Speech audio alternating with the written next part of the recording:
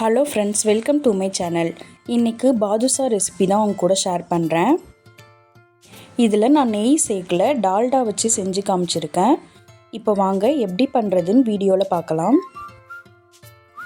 இப்போது 3 கப் அளவுக்கு மைதா எடுத்துக்கிறேன். இதில் 2 பிஞ்ச் அளவுக்கு உப்பு சேர்த்துக்கோங்க. 2 பிஞ்ச் அளவுக்கு சோடா சேர்த்துக்கலாம்.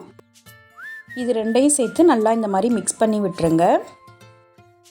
இப்போ இதில் 1/2 கப் அளவுக்கு தண்ணியும் 1/2 கப் அளவுக்கு உருக்குன டால்டாவும் சேர்த்துக்கோங்க. டால்டா கொஞ்சம் சூடாக இருக்க மாதிரி பார்த்துக்கோங்க. எந்த கப்பில் மாவு எடுத்தோமோ அந்த கப்பில் இந்த அளவு எடுத்துக்கோங்க. அதை நல்லா மிக்ஸ் பண்ணி பிசைஞ்சு எடுத்திங்கன்னா இறுக்கமாக இருக்கணும் மாவு. உள்ளே இப்படி பார்த்தோன்னா லேயராக இருக்கும். இது கரெக்டான அளவு. இப்போ அடுத்ததாக சுகர் சிரப் ரெடி பண்ணிக்கலாம். அதுக்கு 3 கப் அளவுக்கு சர்க்கரையும் 1 கப் அளவுக்கு தண்ணியும் சேர்த்து நல்லா இந்த மாதிரி பாகு ரெடி பண்ணிக்கோங்க. ஒரு கம்பி பதம் வந்ததும் 2 சொட்டு லெமன் ஜூஸ் சேர்த்து இறக்கிடுங்க. இந்த மாதிரி நம்ம அந்த சுகர் சிரப்பை தொட்டு பார்க்கும்போது நமக்கு ஒட்டுற மாதிரி இருக்கணும். இதுதான் கரெக்டான அளவு. இப்போ நம்ம ரெடி பண்ண மாவை சின்ன சின்ன உருண்டைங்களாக பிடிச்சிக்கலாம். இப்போது அதை இந்த மாதிரி உள் பக்கமாக அழுத்தி விடுங்க.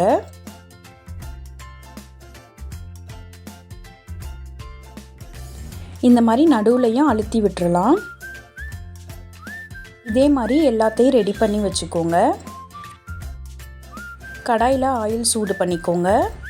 ஆயில் நல்லா சூடானதும் ஸ்டவ்வை மீடியம் ஃப்ளேமில் வச்சு இந்த மாதிரி மாவு எல்லாத்தையும் உள்ளே சேர்த்து 2 பக்கமும் ஃப்ரை பண்ணி எடுத்துக்கலாம்.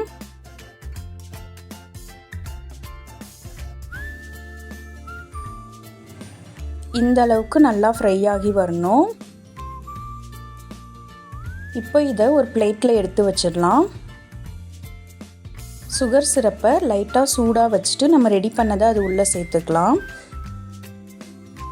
2 நிமிஷம் இதை அந்த சுகர் சிரப்லேயே ஊற விடுங்க. இந்த மாதிரி லைட்டாக அழுத்தி மட்டும் விட்டுருங்க. இப்போ இதை வெளியே எடுத்து வச்சு பாதாம் பிஸ்தா அது மேலே வச்சுக்கலாம். என்கிட்ட பாதாம் இருந்தனால அதை பொடியாக கட் பண்ணி இந்த மாதிரி வச்சுருக்கேன். அவ்வளோதான், ரொம்பவே சூப்பரான டேஸ்ட்டில் பாதுஷா வீட்டிலையே ஈஸியாக ரெடி பண்ணிடலாம்.